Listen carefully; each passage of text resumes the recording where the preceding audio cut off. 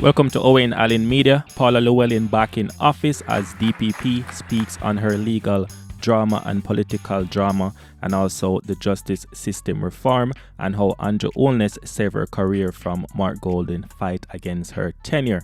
So Jamaica's chief prosecutor Paula Llewellyn has officially resumed her role as Director of Public Prosecution after 9 months of being on the sidelines. It's scary to think that it has been that long, right? Paula Llewellyn returned to her position as DPP was facilitated by Andrew Holness JLP government, and that's the end of a controversial and legal political saga that saw opposition from Mark Golding PNP with the back and forth debate over her extended tenure. The Public Service Commission reinstated Paula Llewellyn last Wednesday, ending Claudette Thompson's acting appointment, the same Claudette Thompson that fails to convince the Court of Appeal judges to order a retrial for VybzKartel. Many people think if Paula Llewellyn was in office at that time, then VybzKartel would have a real challenge.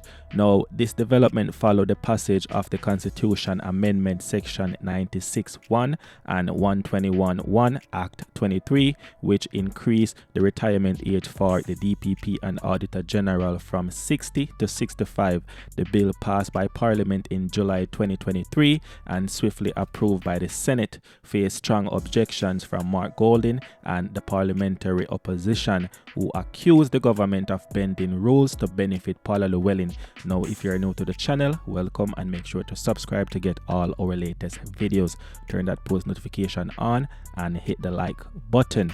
Now, in an interview with the Gleaner that Paula Llewellyn did, she revealed that she had no prior knowledge of the legislation and only learned about it through media reports. So Paula Llewellyn said, "Somebody called me and said, Miss Llewellyn, turn on the radio."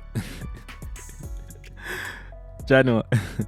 So and so is going on in Parliament. I was not consulted at all, Paula Llewellyn said. Now, however, the Andrew Holness administration justified the move, stating it was necessary to align the DPP's retirement age with that of public officers under the Pensions Public Service Act 2017.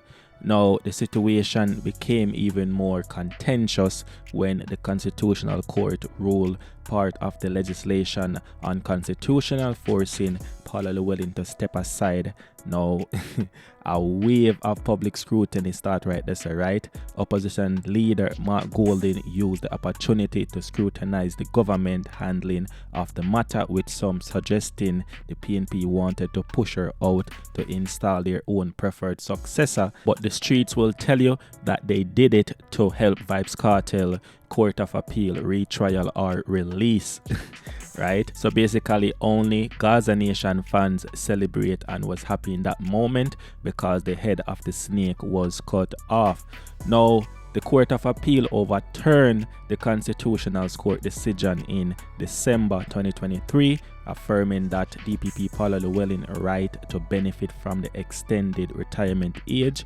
So Paula Llewellyn said she was disappointed and confused by the initial ruling, but described her legal fight as a matter of principle. She said there are a lot of people who are very cynical about the system. It was important to me as a matter of principle to trust the system, she said.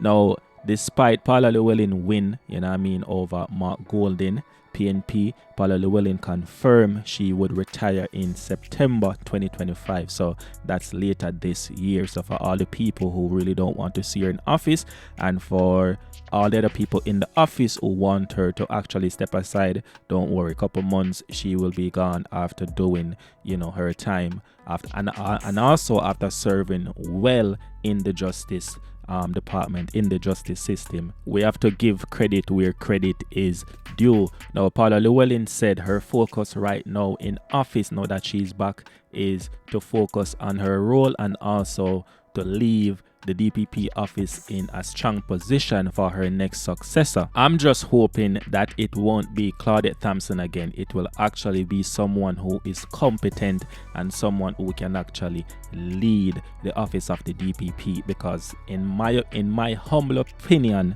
right, from DPP Claudette Thompson, the former acting DPP, from her role and her performance in VybzKartel case that was embarrassing, and that was no way that a DPP should conduct themselves or even put on a fight, because she did not put on a fight whatsoever.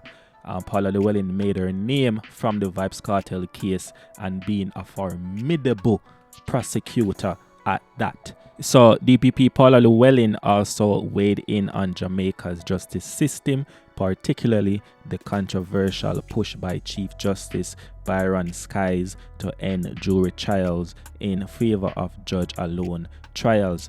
Now, Skies has argued that bench trials would reduce delays and improve efficiency, but Paula Llewellyn strongly disagree with that. Paula Llewellyn said, "I am not in favor of having total judge-alone trials in Jamaica," she said during an appearance on TVJ's Smile Jamaica. "If I had the video, I would have definitely showed you a clip of that."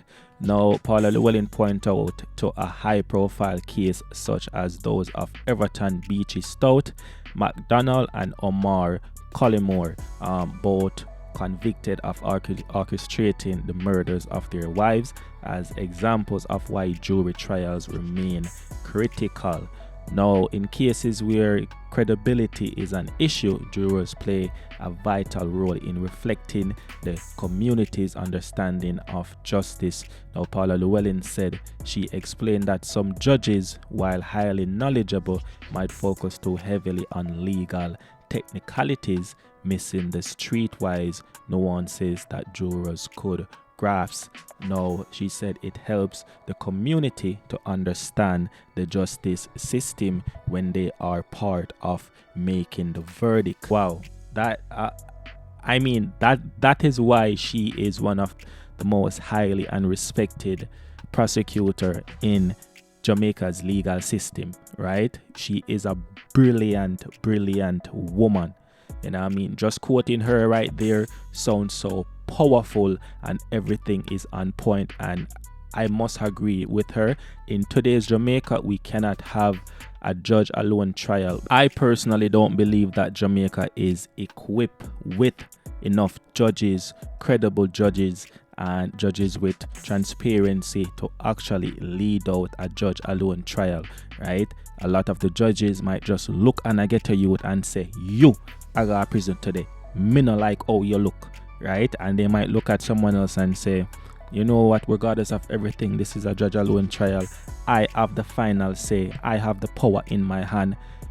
I'm giving you a chance," when all of the evidence is actually there, right? But the jurors can actually weigh in, have dialogues among themselves and decide the right thing to do, even though we still have our ups and downs with actual juries. All right, so that's the video for today. Thank you for watching. Thanks for the likes, thanks for the subscribe, thanks for the views, thanks for the comments.